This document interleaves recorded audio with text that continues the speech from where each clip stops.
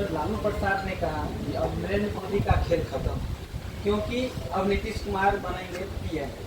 क्या सही में नीतीश कुमार इतने लोकप्रिय हो गए हैं पूरे देश में?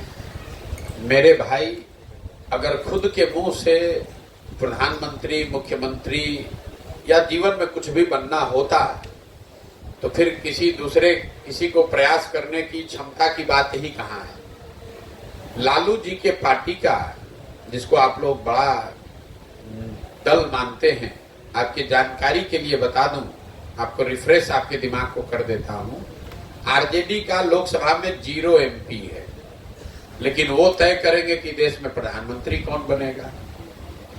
नीतीश बाबू के 42 विधायक हैं, मुख्यमंत्री बनने के लिए कभी लालटेन पर लटकते हैं, कभी कमल के फूल पर बैठते हैं, वो देश के प्रधानमंत्री बनेंगे। तो जो इंडिया अलायंस इन लोगों ने मिलकर बनाया है, जिसको लेकर इतना हल्ला गुल्ला मचा, उसमें आपको एक संयोजक तो किसी ने बनाया नहीं, और आप प्रधानमंत्री की बात कर रहे हैं। मेरे भाई, ये बिहार में कुछ चाटुकार नेता और कुछ पत्रकार अपने उत्साह में इस तरह की चर्चा कर रहे हैं। बिहार से बाहर कौन जानता है कि ये कौन है भैया? कौन? आप देश में सबसे बड़ा दल बीजेपी है और विपक्ष में सबसे बड़ा दल कांग्रेस है। तो अगर कोई विपक्ष का चेहरा होगा तो कांग्रेस से होना चाहिए। मान लीजिए कि अगर कांग्रेस से नहीं होता है तो दूसरा सबसे बड़ा दल तृणमूल है, वहां से होना चाहिए। तीसरा सबसे बड़ा दल डीएमके है, वहां से होना चाहिए। उन सारे दलों को हटाकर कोई नीतीश कुमार को, लालू यादव को क्यों अपना नेता बना लेगा? राजनीतिक क्षमता आप में है नहीं। और अगर प्रशासन के हिसाब से देखें तो देश का सबसे गरीब और पिछड़ा राज्य बिहार है। 32 वर्ष से लालू और नीतीश ने जिस राज्य को सबसे गरीब और पिछड़ा बना कर रखा है, पूरे देश के लोग कहेंगे कि आइए और महाराष्ट्र, गुजरात, तमिलनाडु को भी आकर बिहार की तरह पिछड़ा और गरीब बना दीजिए। तो ये तो आपकी समझ और जो इस तरह का दावा करते हैं उनके समझ को दिखाता है। जी sir, MH Khan, दरबन 24 news. Sir, सवाल ये है कि आपने कहा कि लालू जी भाजपा से डरा रहे हैं, भाजपा लालू जी से डरा रहे हैं, जबकि लालू जी कहते हैं वो समाजवाद के नेता है। हम नहीं कह रहे हैं कि कौन किससे डरा रहा है। हमने ये कहा कि लोग वोट इस 4 आधार पर करते हैं, और आप पत्रकार हैं तो आपको समाज की, राजनीति की हमसे ज्यादा समझ है। आपको मालूम है कि जो मुस्लिम समाज के लोग लालू जी को वोट देते हैं, वो वोट विकास के लिए देते हैं, अपने बच्चों के भलाई के लिए देते हैं, कि सरकार में भागीदारी के लिए देते हैं, कि भाजपा के डर से देते हैं। तय आप कर लीजिए, क्योंकि विकास तो आपको मिला नहीं है, भागीदारी तो आपको मिली नहीं है, तो बच गया भाजपा का डर, तो आप भाजपा के डर से ही वोट देते हैं। भाई, मुसलमानों की हालत तो इस राज्य में दलितों के बाद सबसे ज्यादा खराब है। दलितों के बाद सबसे ज्यादा गरीब, बदहाल, पिछड़ा मुसलमान है। लेकिन फिर भी अगर मुसलमान लालटेन को वोट देता है तो उसकी और कोई वजह तो दिखती नहीं है। आपके गांव में सड़क तो बनी नहीं है, सड़क मंत्री तेजस्वी यादव हैं। आपके बच्चों के लिए स्वास्थ्य की व्यवस्था आपके माताओं, बहनों, औरतों के लिए तो हुआ नहीं, स्वास्थ्य मंत्री तेजस्वी यादव हैं। आपके गांव की जो नाली गली है, पानी है, उसकी व्यवस्था तो हुई नहीं, ग्रामीण कार्य मंत्री तेजस्वी यादव हैं। शहरों की जो बदहाली है वो उसमें सुधार तो हुआ नहीं, उसके मंत्री तेजस्वी यादव हैं। और फिर भी अगर इन सारे परेशानियों के बावजूद जाकर आप तेजस्वी यादव को, लालटेन को, लालू यादव को वोट देते हैं, तो क्या वजह है ये तो आप ही बता सकते हैं। और हमारी जो समझ है वो यही वजह दिखती है कि आप भाजपा के डर से जाकर लालटेन को वोट देते हैं। लोकसभा चुनाव में आपके पार्टी से लोग कैंडिडेट, भाई, जब मेरी कोई पार्टी ही नहीं है तो हमारे पार्टी से कोई कैंडिडेट कैसे हो सकता है? हम तो एक अभियान चला रहे हैं, पदयात्रा में हैं, और हमने ये घोषणा की हुई है कि पार्टी तब बनेगी जब मैं पूरे राज्य में पदयात्रा पूरी कर लूं। अभी करीब 45%, 50% बिहार ही हम किए हैं। जब पदयात्रा पूरी हो जाएगी तो दल बनेगा, और जब दल बनेगा तो उसके बाद जो भी चुनाव होगा उसमें पूरी मजबूती से लड़ेंगे। आप चुनाव लड़ेंगे कि नहीं इस लोकसभा चुनाव? पार्टी की नहीं, आप चुनाव लड़ेंगे? जब हम दल में ही नहीं हैं, दल हमारे पास है नहीं, तो चुनाव कैसे लड़ जाएंगे? बिहार में रोज रोज नया शिक्षा विभाग के द्वारा प्रमाण जारी किया जा रहा है, उसको कैसे देखते हैं? उसको अज्ञानता में, अंधेरे में हाथ पैर चलाने के तौर पर देखता हूं। बिहार में शिक्षा को लेकर जो मैंने आपको बताया, अगर इसको गंभीरता से आप समझना चाहते हैं तो इसको समझिए कि जब तक सरकार और समाज दोनों के स्तर पर प्रयास नहीं होगा, दोनों के प्राथमिकताओं में शिक्षा को सबसे ऊपर नहीं किया जाएगा, तब तक शिक्षा व्यवस्था सुधरने वाली नहीं है। शिक्षकों को जबरदस्ती स्कूल में बैठा देने मात्र से अगर शिक्षा सुधरनी होती तो आज से 20 वर्ष पहले सुधर गई होती।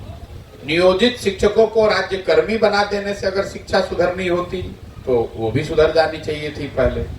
तो शिक्षा तब सुधरेगी जब आपकी प्राथमिकताओं में, सरकार से पहले समाज की प्राथमिकता में शिक्षा की महत्ता हो, जब लोग यहाँ समझें कि गरीबी से निकलने का सबसे कारगर रास्ता अपने बच्चों को शिक्षित बनाना है, खिचड़ी खाना नहीं है, साइकिल लेकर घूमना नहीं है, डिग्री हासिल करना नहीं है। अगर आपके बच्चे शिक्षित होंगे तो ही आप गरीबी से निकल पाएंगे।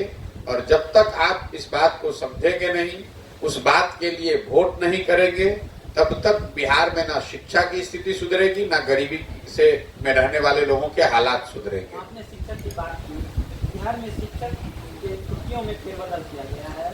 फालतू का बात आप करते हैं भाई। जब शिक्षक का पहले का जो छुट्टी था तब बिहार में शिक्षा व्यवस्था बहुत अच्छी थी भाई, नहीं थी। तो अब ये आप क्या है कि आपके, सुनिए ऐसा है, सुनिए आप सवाल क्या पूछेंगे हमको मालूम है। पेड़ का जड़ में दीमक लगा हुआ है और आप पत्ती गिन रहे हैं कि सब पत्ती ये पीला वाला हो गया, ये लाल वाला हो गया। शिक्षक की छुट्टी से क्या फर्क पड़ना है? छुट्टी आपको जो देना है दीजिए, जो हटाना है हटाइए। जब शिक्षक में काबिलियत ही नहीं है, जब शिक्षक में पढ़ाने की मनसा ही नहीं है, जब शिक्षक के पास पढ़ाने का साधन ही नहीं है, जिसको पढ़ना है वो पढ़ने के लिए तैयार ही नहीं है, तो शिक्षा सुधरेगी कैसे? नहीं, सुभाषित प्रसाद भी बोल रहे हैं। दरभंगा एम्स के बारे में क्या कहना आपका? केंद्र की गलती है या बिहार सरकार की राजनीति? बिल्कुल नीतीश कुमार की गलती है। इसलिए सुन लीजिए बात को, दरभंगा में जब एम्स की बात शुरू हुई तो केंद्र में भी नीतीश कुमार थे, राज्य में भी नीतीश कुमार थे, दोनों जगह एनडीए की सरकार थी। तो नीतीश कुमार उस समय कंबल ओढ़कर काहे सोए हुए थे? ये राजनीति में करने वाले लोगों को सूट करता है कि जब केंद्र की सरकार में आप नहीं है तो केंद्र पर दोषारोपण कर दिया। अभी नीतीश कुमार कुछ दिन पहले उनकी कुंभकर्ण निंद्रा से उठे और कहे बिहार को विशेष राज्य का दर्जा मिलने के लिए आंदोलन होना चाहिए। कोई उनसे ये पूछने वाला नहीं है कि भाई जो आप 18 साल मुख्यमंत्री रहे, इस 18 साल में 15 साल तो आप भाजपा के साथ ही मुख्यमंत्री रहे हैं। 2017 से लेकर 2022 तक तो भाजपा एनडीए की सरकार बिहार में भी थी और दिल्ली में भी थी। जरा आप हमको पत्रकार होने के नाते कोई ऐसी खबर, एक कोई वक्तव्य दिखा दीजिए जब नीतीश कुमार ने भाजपा के साथ रहते हुए विशेष राज्य की बात की हो, चर्चा की हो। कोई मुझे नीतीश कुमार के पार्टी का नेता बता दीजिए कि संसद में खड़े होकर उसने कहा कि भाई बिहार में विशेष राज्य का दर्जा मिलना चाहिए। उस समय उनके पार्टी के नेता संसद में खड़े होकर मोदी जी का महिमा मंडन कर रहे थे, उनको महामानव बता रहे थे। आज जब लालटेन के साथ आ गए तो अब भाजपा पर दोषारोपण कर रहे हैं। 2 महीना के बाद भाजपा के साथ ये आदमी आ जाएगा तो फिर लालटेन को गाली देने लगेगा। नीतीश कुमार का चरित्र तो कम से कम इस राज्य के लोगों ने बहुत देख लिया, अब झांसा में आने वाले नहीं है। ये नीतीश कुमार के राजनीतिक करियर का अंतिम दौर चल रहा है। कुछ महीने और हाथ पांव मार लें, जितना समाज को बांटने जोड़ने का प्रयास करना है कर ले। नीतीश कुमार को लेकर हमने एक जो बात कही है उसको दोहरा देता हूं। हम उन व्यक्तियों में नहीं है जो रोज चुनाव की भविष्यवाणी करते। मैंने जीवन में एक बार कहा बंगाल को लेकर कि यहां भाजपा को 100 सीट नहीं आएगा, जब पूरा देश कह रहा था कि भाजपा वहां जीत रही है। तो बिहार के नजरिए से हम आपको कह देते हैं कि नीतीश कुमार को अगले लोकसभा चुनाव में जदयू को 5 सीट नहीं आएगा। अगर 5 सीट आ जाए तो हम पूरे बिहार के राज्य की जनता के सामने खड़े होकर गलती मानकर माफी मांगने को तैयार हैं। बिहार की राजनीति में और वोट के समय में जात पात और दारू शराब और पैसे पे अंत में लोग जाके वोट कर देते हैं। इस मंशा को आप कैसे दूर करेंगे? ये आपको ज्यादा समझ है। हमने आपको पहले बताया कि 4 विषयों पर वोट पड़ता है। अब आपको लग रहा है कि सब जाति पर यहाँ वोट पड़ता है। तो अगर सब जाति पर वोट पड़ता है तो नरेंद्र मोदी को बिहार में वोट कैसे मिलता है, ये आप हमको समझा दीजिए। उनके जाति का तो बिहार में कोई नहीं रहता है। नरेंद्र मोदी जी को जो वोट लोग देते हैं वो उनके जाति के लोग तो नहीं हैं, तो वो वोट कैसे पड़ता है? तो ये आपकी अपनी समझ को दिखाता है कि जब कुछ नहीं बुझाया तो कह दिया भैया जात पर सब वोट पड़ा है इसलिए ऐसा हुआ है। जहाँ आप बैठे हुए हैं ये क्षेत्र फ्लड एफेक्टेड एरिया जी, इसका निदान क्या है? निदान ये है कि जल संसाधन विभाग से चोरी बंद की जाए। एक आंकड़ा आपको बता देता हूं, ध्यान में रखिए। पिछले 30-40 वर्षों में चाहे जितने गठबंधन की सरकार बनी हो, एनडीए हो, यूपीए हो, महागठबंधन हो, जिसका मुख्यमंत्री रहता है जल संसाधन विभाग उसी के पास रहता है। सब विभाग का बंटवारा हो जाएगा, जल संसाधन का नहीं होगा। इसको जाके देख लीजिएगा। क्यों? क्योंकि ये एक ऐसा विभाग है जिसमें जितना चोरी करना है कर लीजिए और अगली बार लिख दीजिए कि बाढ़ आया उसमें सब कुछ बह गया। इसमें ना जांच है ना इसमें पकड़ाने की कोई व्यवस्था है। सड़क एक बार को गलत बनाइएगा, जांच होगा, पकड़ा सकते हैं, लेकिन बाढ़ आया और उसमें बंदरबाट हुआ, इसका कोई प्रमाण नहीं है। तो जल संसाधन विभाग उसी का होता है जिसकी सरकार होती है, जिसका मुख्यमंत्री होता है। तो ये सबसे ज्यादा जो जल प्रबंधन है यहाँ, ये बाढ़ और सूखा जो है, ये राजनीतिक दलों के पैसा उगाही का, भ्रष्टाचार का सबसे बड़ा जरिया है। इसीलिए यहाँ पर ये व्यवस्था नहीं सुधर रही है। सर आप ही के यहाँ के अभी जल, अब इसका प्रमाण इससे बढ़िया क्या होगा?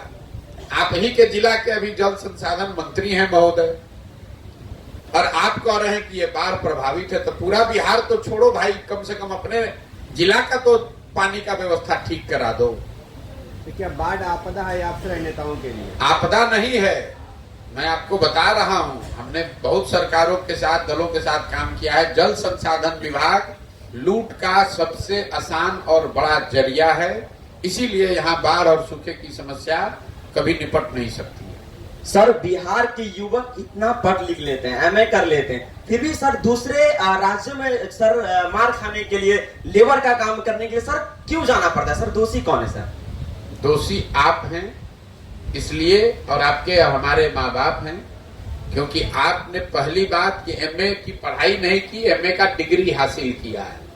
यहाँ जितने कॉलेज हैं वहां जाइए, 30,000, 40,000, 15,000 बच्चों का नामांकन है। पढ़ाई तो हुई नहीं, डिग्री आप ले लिए। लेकिन आपके परिवार को, आपको इसकी चिंता तो है नहीं कि आप पढ़ाई कीजिए, उनको भी, आपको भी चिंता है कि डिग्री ले लें। तो डिग्री लेके आप किसको बेवकूफ बनाइएगा? जब जाइएगा मार्केट में नौकरी के लिए तो नौकरी मिलेगी नहीं। और दूसरा, इसलिए आप जिम्मेवार हैं कि बिहार में कोई फैक्ट्री लगा, अगर यहाँ बगल में चीनी मिल बंद हो गया तो उस पर तो आप वोट कीजिएगा नहीं। वोट तो कीजिएगा राम मंदिर बनाने के लिए, लालू जी के लड़का को मुख्यमंत्री बनाने के लिए। जब 9वां फेल आदमी आपका मुख्यमंत्री रहेगा तो आपको रोजगार मिलेगा कि मजदूरी मिलेगी? मजदूरी मिलेगी। तो मजदूरी आप लोग कर रहे हैं सब लोग। ठीक है भैया, बहुत बहुत धन्यवाद।